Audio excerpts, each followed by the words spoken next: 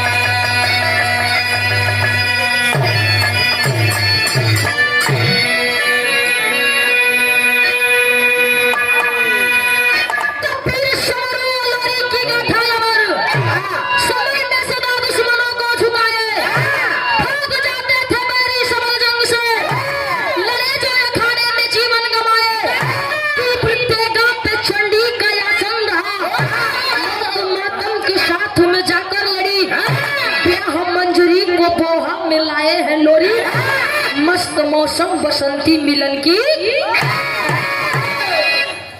बाबूजी उस समय के बात है, जौने समय बीर लोरी पहले का जवान, अब बीर लोरी कितना बीर रहे, इतना बीर रहे कि उनके सामने केहू टिकट नहीं रहा, अपने आप को केहू कितना लगावे, अपने आप को केहू कितना लगावे, जे भी अगर सामने आई जाए वैसे भी कहा जाता अहिरे का लाठी सिर्फ भैंसे संभारे, धरती माई तो भैंसा, बाकी केहू के बस के बात नहीं है।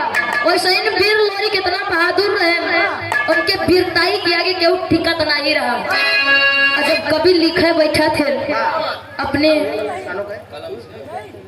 देश के वीरों की गाथा लिखने बैठते हैं तो पेन की स्याही खत्म हो जाती है, लेकिन वीरों का नाम नहीं खत्म होता है।